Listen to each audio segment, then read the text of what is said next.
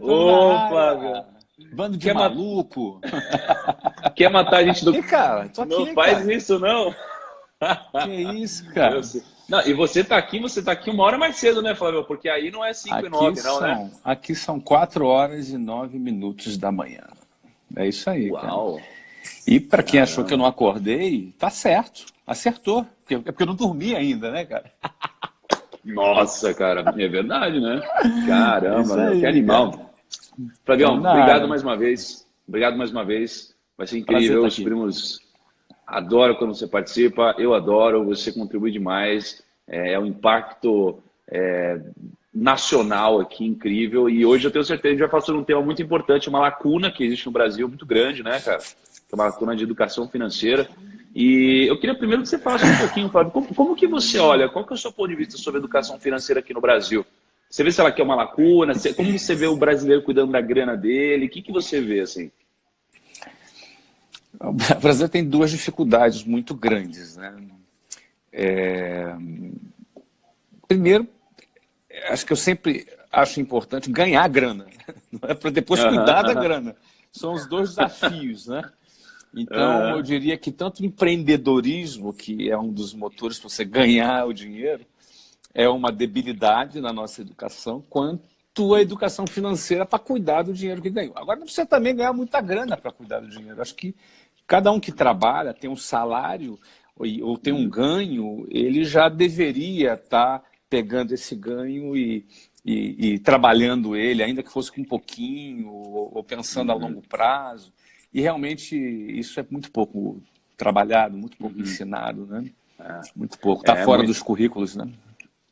Tá fora dos currículos, eu acho que a gente sai de faculdade, a gente sai de escola e a gente aprende várias coisas, mas o que a gente definitivamente não aprende é sobre como ganhar dinheiro e gerenciar seu patrimônio, né? Uhum, E assim, eu acho que a gente tem essas duas lacunas, né? Precisa ganhar dinheiro, uhum, precisa investir seu dinheiro, gerenciar ele.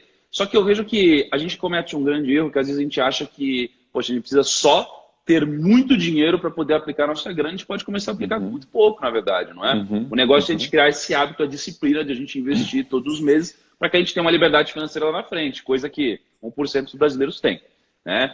E, uhum, Flávio, eu queria separar esse nosso papo em duas partes, tá? uhum, A primeira parte aliás, a segunda parte é a que a gente prometeu, não é? É a parte de, poxa, como que você gerencia seu capital, como que você investe sua grana, como que você gerencia seu dinheiro.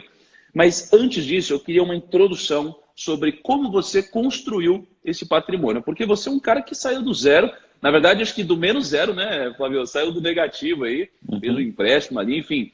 E você chegou onde você chegou. Então, eu queria que você falasse um pouquinho sobre essa trajetória para depois a gente entrar na carteira de investimentos, para te dar uma esquentada aqui. Aliás, tá frio Tá. aí ou não? Como que tá aí? Cara, acho que tá um. Não, aqui tá Tá calor, meio. cara. Que hoje fez 39 graus aqui. Que isso, cara? 39 graus, Fiz cara? 39 graus aqui em Orlando, exatamente. Nossa, cara. Mas eu Que tô, eu tô louco no isso. ar-condicionado Ah, aqui, então por isso que eu tô de... de casaco. Ah, tá Exatamente. bom. Mas vamos E lá. aí? Eu realmente vim de uma família que não tinha condições financeiras. Não é? Éramos uma família muito simples, de funcionários públicos. Não era uma Tá. família pobre, assim. Uma Uhum. família que faltava comida, assim, que a gente passava privação. Como eram funcionários públicos, é, era uma família de classe média baixa da periferia do Rio de Janeiro. Meu, Uhum. meu, meus avós, meu pai é filho de uma mãe solteira, Uhum. que na realidade, desculpa, né, perdeu o pai, a mãe ficou viúva, Tá. ela casou com um outro cara que Tá. deu duas opções para ela, ou eu ou teu filho. E aí ela botou o meu pai num colégio interno, sabe aquele colégio interno público, é quase como uma FEBEM, né? Então meu Nossa. pai foi criado assim, não é? Então meu pai foi camponês, trabalhou na roça, tal. Minha Uhum. avó, ela sim foi abandonada pelo marido e Uhum. criou três filhos lavando Tá. roupa. Era lavadeira, sabe aquelas mulheres que andavam na rua carregando uma bacia de roupa na cabeça. Na cabeça? Isso, exatamente. Essa foi minha avó. Não é? E assim, eles sim, né? Minha avó, assim, dividiu o ovo com 3 filhos. Tinha dificuldade, às vezes, de ter uma alimentação. Não é? Agora, o que acontece? Tanto meu pai foi para o exército e minha mãe conseguiu, com tanto esforço da minha avó, se formar. Não é? E aí ela se formou professora, ela era professora, né? Antigamente tinha um normal, o cara no ensino médio se formava professor, uma parada assim, né? E aí, ou seja, minha mãe conseguiu passar num concurso público para ser professora do Estado. E meu pai, soldado, recruta do Exército, começando ali a seguir carreira. Então, assim, meu pai e minha mãe casam muito cedo, minha mãe casa com 17 anos, e aos 18 anos eu nasci. Ela tinha 18 anos quando eu nasci. Minha mãe é bem nova, né? Tem 18 anos a mais que eu. Então, o que acontece? Eles não tinham patrimônio, não herdaram nada, não tinham nada. Então, eles eram pessoas assim... Mas, olha que interessante, Thiago. A pobreza e a riqueza é diferente de prosperidade. Então, eu vejo meus pais... Eles sempre foram pessoas que fizeram trabalhos sociais. Então, eu nasci num contexto onde eu acompanhava os meus pais fazendo trabalhos sociais. Eles faziam trabalhos sociais na igreja e eu acompanhava eles. Então, no fundo, eu era um garoto de classe média abaixo da periferia do Rio, mas que eu acompanhava os meus pais em projetos sociais, visitando famílias muito pobres, que passavam fome, entendeu? Famílias com crianças que eu dava as minhas roupas velhas para essas crianças vestirem.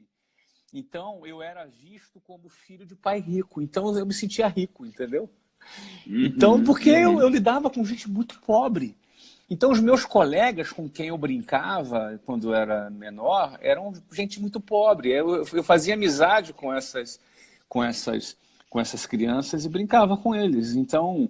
Eu vivi muito em comunidade, em favela, em lugares muito simples, por conta desse trabalho social que os meus pais faziam. Então, eu aprendi a trafegar muito, a conhecer a realidade muito drástica da favela e a minha realidade, que era de um cara rico. Rico, que era um cara... Relativamente, né? Relativamente, eu me sentia rico. Não é? Então, esse é o meu contexto, né? Então, quando eu começo a trabalhar ali, quando eu tenho 19 anos, eu não tenho nada. Flávio, nesse contexto aí ainda, cara... Fica à vontade. Como que era nesse contexto, poxa, sua mãe, seu pai, origem humilde, como que era o contexto da educação financeira no seu caso, por exemplo, que acho que deve ser o contexto da educação financeira na maioria das famílias do Brasil, né, cara? Você tinha isso em casa, assim, ou não? Nem se falava na sua mãe? Não tinha, cara. Nunca tive. Eu sempre estudei em escola pública. Tive uma educação péssima, muito ruim, e por causa da escola pública. Agora, eu tive uma coisa muito boa, uma família que os meus pais eram muito estruturados, assim, entendeu? Então, eu vivi numa família que eu me considerava estruturado, fui muito amado pelo meu pai, pela minha mãe, sabe? Eu era uma pessoa segura da família que eu vivia. Isso era muito positivo. Agora, financeira, não. Porque lá em casa não tinha... Era tudo muito apertado, né? Minha mãe sempre apertada, meu pai sempre apertado. E eles ficaram mais apertados ainda quando... E aí eu dei o meu primeiro salto. Porque eu sempre tive vontade, isso é uma coisa minha, eu queria dar certo. Queria dar certo. Sim. E aí essa história de querer dar certo aí é muito interessante. Por que eu queria dar certo? Porque eu queria... ser importante, eu queria ganhar bem, né? Ou seja, liberdade. Ter liberdade, e eu queria dar certo. Agora, o que era dar certo? O dar certo para o jovem, principalmente da periferia, de qualquer lugar, ele tem referências diferentes, sabe? Aí é uma questão de referência. Para mim, dar certo, naquele momento, era eu ser militar. Meu primeiro sonho foi ser militar. Não é? Por quê? Meu pai era militar. Não é? Então eu queria ser militar de que maneira? Eu fiquei sabendo que você podia fazer uma prova e você entrar como oficial das Forças Armadas. Lá na década de 80, estou falando aqui em 1985, a maioria de vocês que estão me assistindo não tinham nascido. 1985. Em 85, a gente estava ali em plena, ali, aquele período de regime militar, então os militares eram muito prestigiados, né? Falei, cara, eu quero ser oficial da Marinha, oficial do Exército, oficial da aviadora. Eu comecei a desejar esse tipo de coisa. Comentei isso com a minha mãe. Cara, aí é uma coisa interessante. Aí a gente vê que a educação, ela consegue fazer a pessoa dar um salto. Minha mãe deu um salto pela educação, porque ela conseguiu ser professora. No meu caso, a minha mãe pagou o salário dela inteiro, aí é investimento em educação. Ela pagou, ela tinha 2 empregos, uma era professora do Estado e a outra era professora do município. E professor de Estado e município ganha muito pouquinho, até hoje, não é? Tá. O que acontece? O que a minha mãe fez? Ela pegou um salário inteiro de um desses empregos dela para pagar uma mensalidade de uma escola para me preparar para esse concurso. Eu vou resumir, tá? Tá. Cara, eu fiquei 3 anos, no primeiro ano eu não passei, no segundo ano eu não passei, no terceiro ano eu passei. Para resumir, muita gente já conhece essa história, mas o que eu queria dizer é que, quando eu passei, a minha mãe, ela investiu o salário dela inteiro. Óbvio, depois não deu certo, eu não fui militar, fui convidado a me retirar lá da escola, não era muito Ainda bem, né? Ainda Enfim, bem, né? ainda bem que eles me fizeram esse favor, porque eu mesmo não tinha ali, era muito novo para tomar essa decisão, não é? Enfim, mas o que eu quero dizer é o seguinte, eu saí de lá, aí eu saí, comecei a vender, aí minha história começa do jeito, no momento que vocês conheceram, né? Eu acho que tem um ponto legal nesse ponto da história, que muita gente às vezes toma um não, é negado, sofre alguma coisa, e a gente percebe só depois que às vezes isso daqui foi melhor para sua trajetória, né? Às vezes a gente fica se martirizando, mas, cara, às vezes isso daqui vem pro bem, né? Não, a minha vida virou um caos, porque meu pai ficou decepcionadíssimo comigo, né? Muito, e com toda razão. Ele falava, quem é expulso não... Eu falava assim, não, pai, eu não dava para aquilo, eu queria saber, quem não quer não é expulso. Enfim, Legal. E por aí vai. Mas aí o que acontece? O mais importante que eu queria ressaltar, eu queria dar certo. Quando aquilo ali não era o meu caminho, eu continuei querendo dar certo. Não é? E aí foi quando eu comecei a vender. Foi quando eu comecei a aprendi a vender. Aprender a vender, para mim, ela foi uma declaração da minha independência. Porque eu falei, cara, eu faço a grana, entendeu? Eu gero dinheiro. Eu vendendo, eu gero dinheiro. Que esse era o ponto. Como é que eu vou gerar dinheiro? Como é que eu vou sair daqui? Uma coisa que me incomodava muito era andar de ônibus cheio. Pô, cara, o cara que mora na periferia, tem aí quase 62 mil pessoas agora nos ouvindo, primo, o que acontece? Certamente um monte de gente aqui anda de ônibus. Um monte de gente aqui anda de ônibus lotado, de ônibus cheio. Pô, isso para mim era um grande sofrimento, né? E eu, muitas vezes, dentro do ônibus, lotado ali, cara, eu ficava me perguntando, como é que eu vou sair daqui? Eu olhava para um lado, para o outro, olha, cara, eu quero sair daqui. Tinha uma mulher que me apavorava. Você estava incomodado e você queria mudar, né? Isso daqui é importante, não é? Tem gente que está incomodado e não está ali na zona de conforto ali, né? Mesmo incomodado. Então, né? tinha uma mulher lá que me apavorava, cara. A mulher me apavorava. Ela tinha, acho que ela tinha uns 55 anos e ela, há mais de 25 anos, pegava aquele mesmo ônibus. Nossa, cara. Você não queria ser essa mulher? Eu não, de jeito nenhum, cara. Me apavorava. Eu quero sair daqui, Tem até um primo aqui dizendo, né? Eu ando de bike. Amigo, eu morava a mais de 60 quilômetros do trabalho. Quem mora na periferia do Rio de Janeiro, periferia de São Paulo, cara, o jogo é bruto. É uma exclusão geográfica. E aí o que acontece? Como é que você resolve essa exclusão, esse nível de exclusão, esse nível de barreira social gigante? Como é que você rompe esse negócio? Eu precisava ganhar dinheiro. Então, vender me deu a sensação de poder, me deu uma sensação de estar nas minhas mãos o poder de mudar de vida. Então, assim, meu primeiro foco foi, eu preciso gerar receita. Então, assim, em 1991, quando eu comecei a vender matrícula, 92, 93, 94, 95 é o quê? Foco em gerar receita. Aí o que acontece? O foco em gerar receita está ligado em você aprender a gerar receita. Porque eu aprendi a vender matrícula, depois aprendi a formar pessoas, depois aprendi a gerenciar pessoas, depois aprendi a treinar, fazer treinamento, depois aprendi a liderar líderes. Eu passei por 4 anos num processo de aprendizagem de liderança. E, por outro lado, a Luciana, minha esposa já, que eu casei cedo, ela já estava na área financeira. E trabalhava na área financeira, era auxiliar administrativa nessa mesma empresa. E foi quando, em 1995, eu decidi dar um voo maior. Falei, vou abrir o meu próprio negócio. Vou abrir a minha própria empresa. A empresa Você tinha quantos anos, Flávio? Eu tinha 22 quando eu tomei essa decisão. E quando eu inaugurei, eu já tinha 23. Então, eu inaugurei com 23. Luciana tinha 20, eu tinha 23. E, apesar de gostar muito da empresa, ela já não tinha mais perspectiva. O produto não era um produto tão legal, entendeu? Era bem ultrapassado. E eu falei, olha, eu vou abrir meu próprio negócio. Foi aí que em 95 a gente abriu. Aí, não é que a gente investiu tudo que tinha para abrir o negócio. Por que a gente decidiu abrir um negócio? Porque não tinha nada ali, Porque né, não tinha cara? nada. Eu não tinha, meu pai não tinha para me emprestar, minha mãe não tinha para me emprestar. Tadinha da minha mãe e do meu pai. O salário dela pagava as contas, não dava. Não tinha como, não tinha nem como ser meu fiador, cara. Mas é engraçado como você não tinha nada, mas você tinha tudo ao mesmo tempo, né, cara? Porque você tinha vontade, você queria vencer na vida e você estava determinado, né? Tem gente que só tem dinheiro. Eu tinha até um pouquinho mais que isso já. Eu já tinha 4 anos de know-how de venda.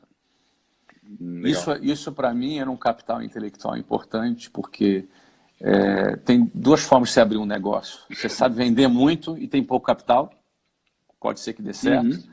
Ou tu não sabe vender muito, mas você tem bastante capital. E o meu caso era o primeiro. Eu já era um cara que já tinha mais pegada para venda, mas não tinha capital. E aí o que acontece? A gente abriu. Aí a gente não tinha grana.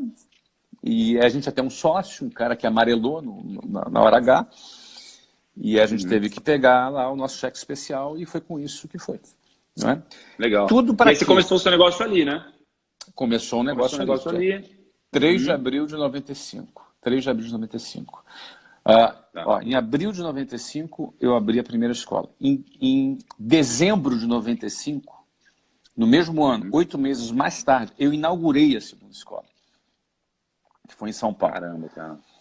Essa escola de São Paulo, em 1996, ou seja, um ano depois, tá? 1 ano e meio depois, em 97, essa escola faturava $500 mil por mês. $500 mil por mês. Caramba. 1997. Uma escola? Uma escola. A outra faturava do Rio uns $250 mil por mês. Essa outra faturava $500 mil por mês. Ou seja, as escolas bombaram, a gente abriu a primeira, a segunda, enfim. Aí eu comecei a gerar capital. Quando eu começo a gerar capital, o que eu faço com esse dinheiro? Digamos assim, no primeiro ano eu já ganhei dinheiro. No primeiro ano eu já ganhei dinheiro, eu fiz meu primeiro milhão já ainda com 23 anos de idade. Legal. O que eu faço com o meu dinheiro? Você se questionou isso na época, né? E você não tinha experiência prévia, né, em gerenciar os investimentos, né, Flávio? Foi novidade, então, mas né? Tudo era novidade, cara. A vida foi cheia de novidades naquele momento, né? Mas qual foi o meu? E, de novo, eu quero dizer aqui para todo mundo que está me vendo, e nada do que eu esteja dizendo aqui é uma recomendação para ninguém. Tá? Eu acho que a experiência de vida ela é enriquecedora na medida em que você vai avaliar o que se aplica para você ou não. Não é? Muitas das coisas que eu fiz e a maneira que eu fiz, talvez fizesse um pouquinho diferente hoje, aqui, um pouquinho ali. Mas eu vou dizer, que alternativas eu tinha? Eu tinha pouquíssimas alternativas. Eu não era um cara que vinha de família bacana, eu não tinha. Cara, ou eu dava certo ou eu me ferrava. Eram essas 2 alternativas, eu me ferrava muito. Não tinha opção de errar, né, velho? Cu na reta. Não podia errar. E aí o que acontece? No primeiro ano, eu já fiz mais de R$ 1 milhão no primeiro ano. No segundo ano, talvez tenha feito 4 ou 5 milhões já no segundo ano. Foi muito rápido. Meu crescimento foi meteórico, muito rápido. Agora a questão é no que... Uhum. Tá. E aí... Meu Tá. Você está me ouvindo? Deu uma carregada? Tô te ouvindo, tá. Tô te ouvindo. Tá. Então, no que eu gastei? Eu investi, vamos dizer 100%, 95%. 5% do dinheiro eu investi na nossa qualidade de vida. A gente mudou, foi morar num lugar bacana, alugado. A gente já não queria comprar nada naquele momento. E assim, a gente melhorou muito, deu um salto grande na nossa qualidade de vida, muito grande. E 95% do nosso dinheiro a gente investiu abrindo mais escolas. Tá. Aí, foi um ponto legal que você falou agora, Flávio, que você falou sobre, poxa, eu não queria... a gente alugou um negócio e tal, não estava muito na vibe de comprar um imóvel. E o brasileiro hoje ele tem uma coisa de que, putz, se eu faço 18 anos, eu quero ter meu imóvel próprio, né? Só que às vezes o brasileiro não faz conta. Às vezes faz sentido você financiar imóvel em 30 anos, na maioria das vezes não faz, né? Financeiramente falando. Né? Então, no meu caso, por exemplo, só para dar esse parênteses, eu estou no imóvel aqui que está avaliado em mais ou menos 1 milhão e 100, tá? Eu pago 3 mil de aluguel, mais 1.500 de condomínio, etc. Se eu fosse financiar esse imóvel, eu pagaria ele em 30 anos. Se eu morasse de aluguel e guardasse o excedente e investisse, em 10 anos eu pagaria esse imóvel. Olha, exatamente. Ou no final de 30 anos ter 2, 3. Exatamente. Exatamente. O pessoal precisa fazer mais conta. Mas vamos lá. Eu acho que, cara, já que tu abriu parênteses aí, eu acho que a pior coisa de comprar um imóvel, dependendo da fase de vida que está a pessoa, ele ficar preso no lugar. Essa é a pior coisa que tem. Porque, cara, o cara é jovem, ele tem que estar liberdade. A liquidez dá para ele liberdade, não é? Dá liberdade. Total, lugar. Eu digo, é melhor Você se muda de escritório, pô, você morava 60 km do seu escritório, você pode se mudar para ir a pé. Não tem nada melhor que essa qualidade de vida. Mora perto, isso, não tem nada melhor. Então, o que acontece? Eu investi 95% do meu dinheiro em abrir escola. Eu abri 24 escolas em 3 anos. Era uma nova escola inaugurada a cada 45 dias. Caraca. Então, foi aí. E aí eu me garantia, eu tinha que... E aí eu fui evoluindo, não é? Eu tinha que ir tocando o negócio e botando ele para crescer e avançando, etc. E tal. Então, o meu track record, eu diria, nesse período foi empreendendo e fazendo o negócio crescer, E detalhe, eu não tinha visão de equity ainda. Eu não tinha nenhuma visão de equity. Para mim, o negócio é uma coisa que você abria é dar lucro. Acabou. O fluxo mensal, né? É o fluxo mensal. Ou seja, existia uma riqueza que eu nem sabia que ela existia. Que o equity é uma riqueza que eu nem sabia que ele existia. Eu vim descobrir o equity em 2008. 13 anos depois que eu abri a empresa. Eu descobri que existia equity porque veio um cara e me propôs me pagar 200 milhões de reais no negócio. Aí você falou, como assim 200 milhões de reais? Né? O negócio não fatura isso. E aí eu fiquei muito intrigado. Pô, mas como é que o cara vai te pagar 200 milhões de reais? Eu fiquei assim, né? Muito intrigado. E eu não aceitei a proposta dele. Eu neguei uma proposta de 200 milhões de reais. Mas fiquei muito encucado com essa história do equity. Foi quando eu comecei a pesquisar, comecei a estudar sobre isso. Não é? Ou seja, eu tive que ir aprendendo ao longo do caminho, aprendendo. Não é? Aí foi quando eu entendi que existia uma riqueza chamada equity, que é o valor do seu negócio, independentemente do lucro ou do fluxo de caixa que você tenha, mas o valor patrimonial daquele negócio que você está construindo, aquela marca, aquele patrimônio, aquilo tudo tinha um valor que era muito importante. Não é? Show. E aí, enfim, você quer interromper e já puxar Então, na verdade, aí eu queria perguntar o seguinte, poxa, aí você teve toda essa trajetória, você teve essa infância, pouca educação financeira, mas muito carinho, muito amor, apoio da família, você começou a vender, começou a ganhar dinheiro, começou a gerar um fluxo mensal, abriu sua primeira escola, depois abriu outra escola, começou a ter muito resultado, começou a ter um número grande de escolas, aí uma coisa assim dando na sua cabeça, te ofereceram 200 milhões, falou, putz, tem um negócio chamado equity, aí o seu negócio você negou, continuou crescendo, e aí em algum momento você vendeu o seu negócio, né? E aí eu sei que você vendeu, aí depois você recomprou mais baixo e tal, mas assim, agora isso daqui, eu acho, vamos deixar um pouco de lado, que os primos Tá. já devem conhecer essa história aqui, a gente já falou algumas vezes, é uma história incrível para quem não conhece, né? Precisa conhecer aqui mais a história do Flávio, mas eu quero avançar para o seguinte, beleza, Flávio, e aí você formou um patrimônio relevante, né? A ponto de, poxa, você precisa gerenciar esse patrimônio aqui de uma forma diferente, que não seja só investindo em negócios, né? E você se deparou com esse problema, entre aspas. Como que você, então, passou a encarar isso daí e como que você, hoje, gerencia o seu dinheiro? Mas antes de você responder, Flavião, antes de você responder, é o seguinte. Antes de você responder, ó, é recorde. Que isso? Olha É aí. recorde, primos. É recorde. Tudo bom, Flavião? Batemos o recorde, hein, Flavião? Olha Muito aí, bom, cara. você. Você gosta de bater recorde, né, primo? Pô, cara, quando eu quero bater recorde, eu te chamo. Aí você bate pra mim o recorde, pô. Imagina, que é esse, cara? Muito bom, tamo junto. Parabéns aí pra gente, pros primos. E eis aqui a consequência de uma live com muita qualidade. Flavião, me conta, e o seu dinheiro? Vamos. Deixa eu dividir a história da grana em duas partes, porque a forma como eu gerencio o meu dinheiro hoje é diferente de como eu gerenciava de 2013 para trás. Tá. Deixa eu falar um pouco 2013. sobre como eu administrava de 2013 para trás e de agora. Por que 2013 para trás? 2013 foi quando eu tive uma injeção muito grande de liquidez, quando eu vendi a WhatsApp. Ali eu tive uma injeção grande de liquidez. Então, aí, a partir daquele momento ficou um negócio sério. Ficou um negócio bem mais sério. Tá. Tudo bem aí, cara? Tô tranquilo? Cara, tava falando. Fiz a live com o Luciano lá, ele deu uma ideia de a gente pegar um patrocinador aí pra tosse, cara. Seria legal, né? Opa, bom, eu não sabia que você era merchan agora. Desculpa, desatrapalhar o merchan.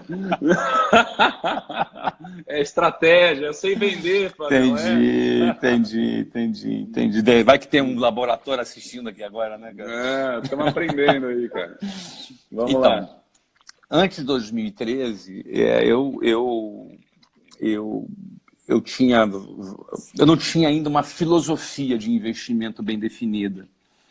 E quando você não tem uma filosofia de investimento bem definida, você comete erros.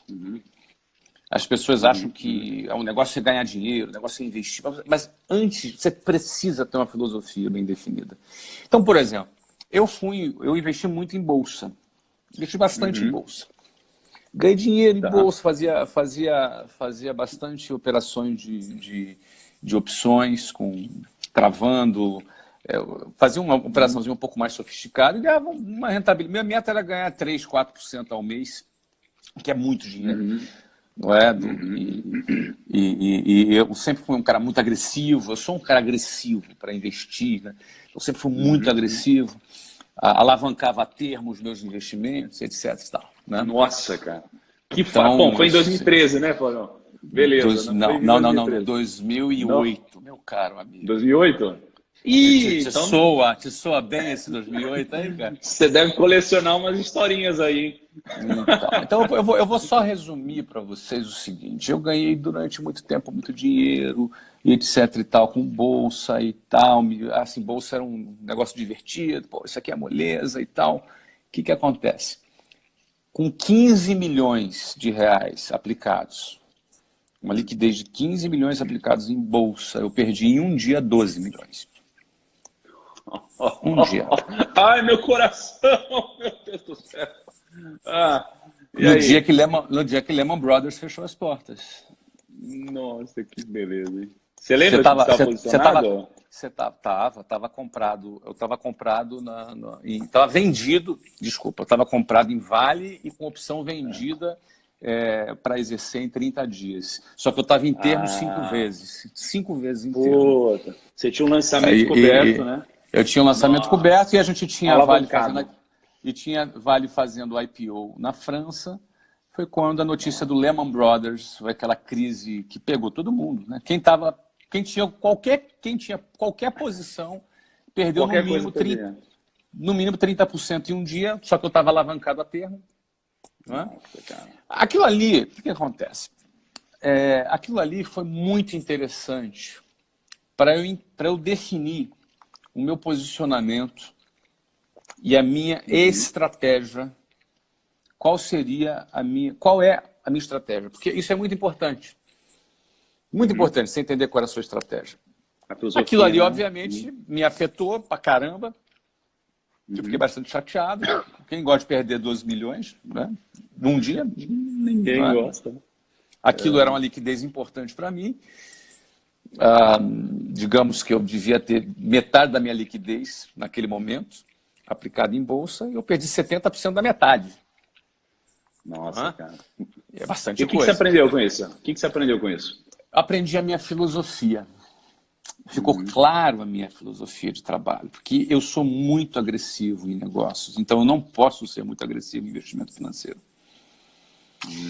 Isso é muito importante, porque o que acontece? Se eu vou ter uma postura agressiva nos meus investimentos, nos meus negócios, como investidor dos meus negócios, eu não posso ser agressivo nos investimentos financeiros. Esse foi o meu posicionamento. Desde então, eu tenho um posicionamento claro. Eu sou muito agressivo nos meus negócios. Comprei, vendi, recomprei.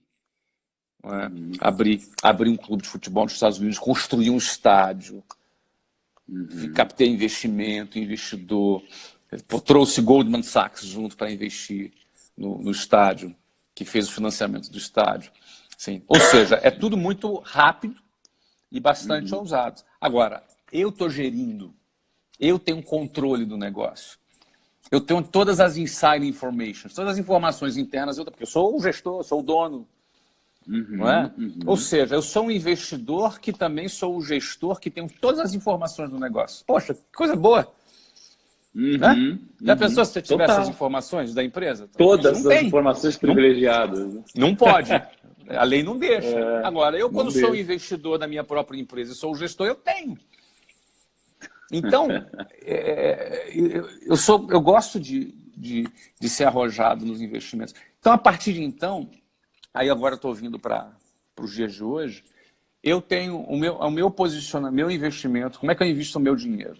Eu invisto em posições mais conservadoras. Eu sou mais conservador nos meus investimentos financeiros. Flávio, antes de entrar nessa parte, a gente entrar nessa parte agora, nesse detalhamento, né, depois da sua filosofia de hoje, eu só compartilhar uma coisa que aconteceu comigo também, que me fez aprender, foi muito semelhante, com patrimônio um pouquinho diferente ali na época, mas tem a ver com alavancagem, né? Pô, você se alavancou, você estava a termo 5 vezes e tal. Isso daqui, a gente tem que tomar muito cuidado, porque no mercado financeiro, a gente, na verdade, tem que correr risco, mas a gente não pode correr o risco da ruína, né? Que é o risco de você sair do jogo. E quando você corre o risco de sair do jogo, você tem que tomar cuidado porque você pode acertar na maioria das vezes. Se você errar uma vez, você está fora. E comigo, eu quase saí do jogo também. Eu quase saí do jogo. Eu lembro que teve um IPO de Abril Educacional. Você deve conhecer essa empresa. Aí teve o IPO da Abril Educacional e eu lembro que ela abriu na bolsa. Eu tinha minhas razões para acreditar que ela ia abrir com uma alta incrível, não é? E eu me alavanquei 5 vezes. Só que quando abriu, o IPO é o dia, né, primos, que a empresa entra na bolsa, tá? E nesse dia de negociação é sempre um momento de muita ansiedade, tá todo mundo olhando, e aí, como que vai abrir, né, o papel? E eu fiquei esperando abrir o papel assim do leilão, que tem um leilão de abertura, né, do IPO. E aí o papel ele abriu, não tinha ninguém comprando, o papel caiu 10% na abertura, eu estava no não teve 5 demanda. vezes. Então, não teve demanda, eu perdi 50% do meu patrimônio na época. E eu aprendi de forma dolorosa, né, a não me alavancar, a não me expor ao risco da ruína, né, entre outras coisas mais. Tá? Então é um aprendizado mútuo aí, Flávio. Tá? E aí você estava contando, aí hoje tem uma carteira mais conservadora. Só por curiosidade, para quem não sabe, essa empresa aí que ele investiu, a Abril Educação, foi a empresa que comprou a WhatsApp. Eu vendi para a Abril Educação. E me tornei depois sócio da Abril Educação. Eu tinha 10% dessa empresa, listada, né?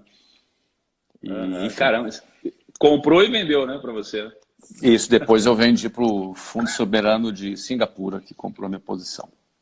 Mas, enfim, senhores, eu aprendi que você Mais tem conservador que ter, nos investimentos. você tem que, como você tem a sua carteira, você vai ter um pedaço dela, cada um tem sua estratégia, mas certamente um pedaço dela você vai ser mais conservador e um pedaço você vai ser mais arrojado. Então, se eu sou arrojado nos negócios, eu não posso ser arrojado no financeiro. Não é? Então, hoje, para mim, você falou, você não pode correr o risco de estar fora do jogo, não é assim? Então, o dinheiro do jogo, para mim, é o dinheiro dos meus negócios. Dinheiro, liquidez é dinheiro fora do jogo, para mim. Tá. Porque eu estou ali só, eu vou ser mais conservador e mais arrojado nos negócios. Então, hoje, eu diria para você que meu patrimônio está alocado mais ou menos aí uns 65%, 70% nos meus negócios e 30%, 35% em liquidez. E quando eu falo de liquidez, aí, obviamente, de uns tempos para cá, nós estamos falando de uma liquidez maior, aí requer um outro tipo de gestão, né? Hoje eu tenho um family office, tem 6 pessoas que trabalham, um head do family office, um gerente de investimentos, 2 analistas, um advogado e um auxiliar desse advogado que trabalha só no family office para fazer a alocação de recursos.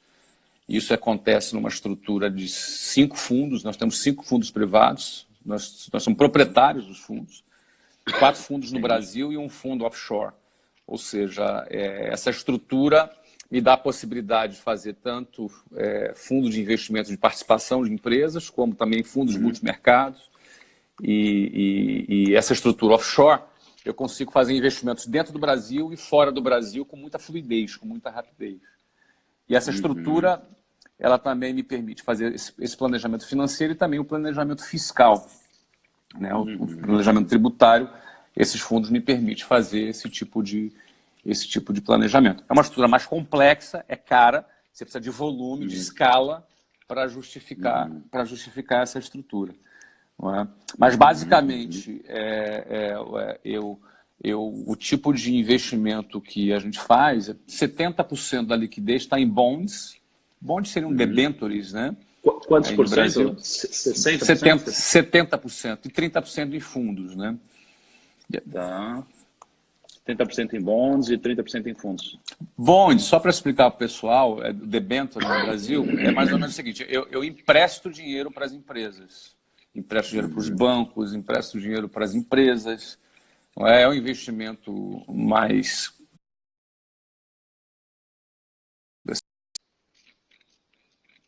Bonds desses bancos, né? Em outras palavras... Via Estados Unidos. Via offshore. Via offshore. Tá? Em dólar, né? Tudo em dólar. Tá? Esse é um outro ponto. Dependendo da sua estratégia, você vai ter que escolher qual é a moeda que você vai estar. Então, levando em conta o tamanho do investimento que eu tenho nos Estados Unidos, o posicionamento que eu tenho nos Estados Unidos, a moeda que me dá mais segurança é o dólar. Sim. Mediante os meus compromissos nos Estados Unidos, eu não posso correr o risco, por exemplo, de não ser aprovada uma reforma da Previdência, por exemplo. E você está mais exposto aqui sua moeda, né? E hoje eu estou exposto numa moeda cheio de compromissos nos Estados Unidos e está exposto numa moeda que o dólar pode saltar para 6, 7 reais. Eu vou dar um exemplo para você. Na Argentina, 3 anos atrás, o peso o dólar custava 9 pesos e 40 centavos. Hoje custa 44 pesos, um dólar. Caraca. Seria equivalente o nosso dólar sair de 3,82, que é hoje, para 16 reais. Já pensou? Então, não pensei. Nem quero pensar. Mas aí eu fico posicionado em dólar. E hoje meu time do Family Office trabalha com a meta. A meta deles é 4,5% ao ano. Ponto. Em dólar. Em dólar. Em dólar. O que é muito diferente de 4,5% em real aqui, né? Que os completamente. Estar pensando. Não, se você for pensar em real, pensa o seguinte, a Selic no Brasil está 6,5%, só que a inflação é 4%. Exatamente. Então o ganho real é 2,5%. Ganho real Bruto, é 2,5%. Né? Bruto, fora imposto. Aí você tira imposto, etc. Isso. Agora, no meu caso, é o quê? É 4,5%, é a meta. Geralmente o pessoal está batendo aí 4,8%, não é? Só que a inflação nos Estados Unidos é 2%. Então, você está falando de 2,8% líquidos. Como é Em um dólar. fundo, tem planejamento tributário. Você entendeu? Tem ganho fiscal, tem um monte de coisa. Tem ganho fiscal, tem uma série de coisas. Né? Só que detalhe, é dólar. Então não adianta nada eu querer trabalhar. Eu queria trabalhar, por exemplo, eu quero ganhar 10%, mas vou aplicar no Brasil, vou ganhar 10%. Se num soluço, a variação cambial me tira 20%. Eu estou falando de um volume muito grande. Então, para mim, a proteção vem em primeiro lugar. Então, a proteção sendo em primeiro lugar, a moeda que me protege é o dólar. Sim. E aí Deixa eu só fazer um... Então, só para concluir. Então, se eu vou fazer um bonde para o Itaú, se eu vou emprestar um dinheiro para o Itaú, é em dólar. É tudo precificado em dólar. Isso. Basicamente assim, Primo, só para dar um overview aqui. O que o Flávio está falando poxa, ele é muito agressivo nos negócios, então a maior parte do capital dele está nos negócios dele. Está nos negócios. Então, como ele tem essa agressividade, do outro lado, que ele tem um dinheiro, ele precisa fazer alguma coisa com isso. E esse dinheiro, ele não vai correr um risco de sair do jogo, por exemplo, ele vai investir em coisas mais líquidas e mais conservadoras. Só que como o Flávio tem uma exposição global, digamos assim, tem um patrimônio também relevante, está mais situado nos Estados Unidos, faz sentido para ele, ao invés de ele ter toda a estrutura dele de investimentos aqui no Brasil, ele tem uma estrutura de investimentos nos Estados Unidos. Só que a diferença é que quando você tem mais patrimônio, às vezes justifica você ter uma estrutura própria como um family office para te ajudar a gerenciar tudo isso. Você não precisa de um family office quando você está começando, e você pode investir em coisas que o Flávio está investindo, obviamente com às vezes algumas diferenças, mas no mesmo conceito, com muito menos dinheiro. Tá? Então, no caso do Flávio, ele tem a estrutura que ajuda ele, e ele basicamente investe em renda fixa. Só que quando você está investindo em renda fixa, e a gente tem que tomar cuidado para não confundir, o Flávio falou de Itaú. Não é que o Flávio ele vai lá e compra ações do Itaú. Não, é o contrário. Na verdade, ele empresta dinheiro. Emprestando dinheiro para o Itaú. Né? Ele empresta dinheiro para o Itaú e para várias outras empresas. Ele falou, quais outras você falou aí, Flávio? Algumas outras você falou? Eu peguei uma lista aqui, tem mais Itaú, Morgan Stanley, Citibank, Goldman Sachs, Bradesco, Banco do Brasil, Votorantim, a gente tem uma posição boa com Votorantim, T-Mobile, não é T-Mobile, T-Mobile. Aqui nos Estados Unidos. A gente também investe no Chile, também, empresa de infraestrutura no Chile. Natura também a gente investe. Mas, de novo, não são ações, né? São bons. Isso. Porque aí, imagina assim, o Flávio, ele se depara com uma decisão. Ele pode emprestar dinheiro para o governo ou ele pode emprestar dinheiro para empresas. As empresas, elas tendem a pagar mais que o governo, porque o governo, teoricamente, é o risco zero do país, não é? Então, ele tem um prêmio de rentabilidade aqui, porque tem um risco relativamente superior. Só que o Flávio tem uma equipe de análise que ajuda ele a entender, poxa, se faz sentido ele correr esse risco pelo prêmio que ele está recebendo nesses bonds, que no Brasil seria o equivalente a debêntures. Né? E aí a sua carteira ela é de... E aí o risco é o risco, por exemplo, de ser empresta para o Itaú, o risco é o Itaú quebrar. Mas assim, é uma empresa... Muito difícil, é uma empresa muito grande, né? Goldman Sachs, qual que é o risco de Goldman Sachs quebrar? É difícil, entendeu? É extremamente difícil. Então ele se expõe a um risco relativamente baixo, diversifica a carteira dele. Acho que esse é um princípio importante, né, Flávio? Você diversifica a sua carteira, né? A gente também tá dentro do fundo da Pinco, que investe em países emergentes, ainda. Que tem 30% dessa liquidez lá com eles, né? O que acontece? O pessoal está perguntando se eu invisto